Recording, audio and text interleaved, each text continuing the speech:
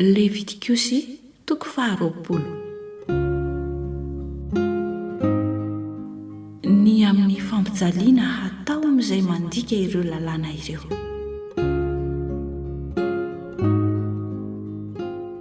Ary Jehovah niteny tamin'i Mosesy ka nanao hoe: Lazao amin'ny Zanak'Isiraely hoe, na iza amin'ny Zanak'Isiraely na amin'ny vahiny eo aminy no manolotra ny zanany ho an'ny Moloka dia hatao maty tokoa. Ny vahoaka no hitora-bato azy. Ary ny Tavako hanandrina izany olona izany, ka hofongorana tsy ho amin'ny firenena izy, satria nisy natolony ho an'ny Moloka ny zanany, handotony ny fitoerako masina sy hanamavony ny anarako masina. Ary raha mody tsy mahita izany olona izany ny vahoaka mba tsy hahafaty azy, raha anolorany ho an'ny Moloka ny zanany, dia hanandrina izany olona izany sy ny ankohona ny Tavako, ka haringako tsy ho eo amin'ny firenena izy, mbamin'izay rehetra mijangajanga manaraka azy hijangajanga amin'ny Moloka. Ary ny olona izay mivily hanaraka izay manao azy ho tsindrin-javatra na izay mpanao hatsarana hijangajanga hanaraka azy, dia hanandrina izany olona izany ny Tavako, ka hofongorako tsy ho amin'ny firenena izy. Dia manamasina ny tenanareo ianareo, ka aoka ho masina ianareo fa izany Jehovah Andriamanitrareo. Ary tandremo ny didiko, ka harao izany, izany Jehovah izay manamasina anareo. Fa na iza no manozona ny rainy na ny reniny dia hatao maty tokoa. Efa nanozona ny rainy na ny reniny izy, ny rany dia ho aminy ihany. Ary ny lehilahy mijangajanga amin'ny vadin'olona dia izay mijangajanga amin'ny vadiny namany hatao maty tokoa, na ny mila na ny ilaina. Ary ny olona izay mandry amin'ny vadin-drainy dia efa nandry tamin'izay nandrin-drainy, hatao maty tokoa izy roa, ny rany ho aminy ihany.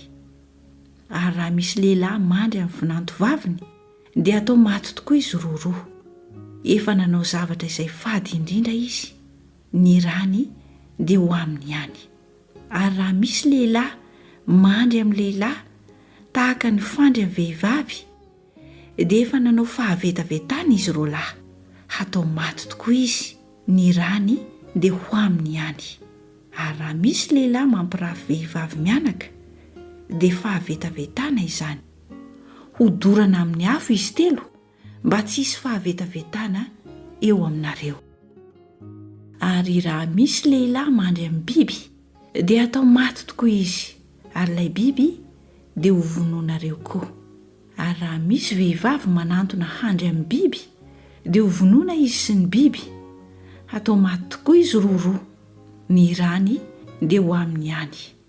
Ary raha misy lehilahy manambady ny anabaviny na zanak'avavin'ny rainy na zanak'avavin'ny reniny ka mahita ny fitanjahany, ary raha vehivavy mahita ny fitanjahany kosa, dia zava-dratsy izany, ka hofongorana eo mason'ny firenena izy roa, fa nandry tamin'ny anabaviny raha lehilahy ka meloka. Ary raha misy lehilahy mandry amin'ny vehivavy izay marary ny fadim-bolana dia nampisokatra ny fandehan'ny rany izy, ary raha vehivavy koa nanokatra ny fandehanany rany dia hofongorana tsy ho amin'ny firenena izy roa. Ary aza mandry amin'ny raha vavin-dreninao na amin'ny anabavin-drainao, fa mandry amin'ny havany akaiky izay manao izany ka ho meloka. Ary raha misy lehilahy mandry amin'ny vadiny rahalahin-drainy dia efa nandry tamin'izay nandrian'ny rahalahin-drainy izy, ho meloka izy roa ka ho faty momba.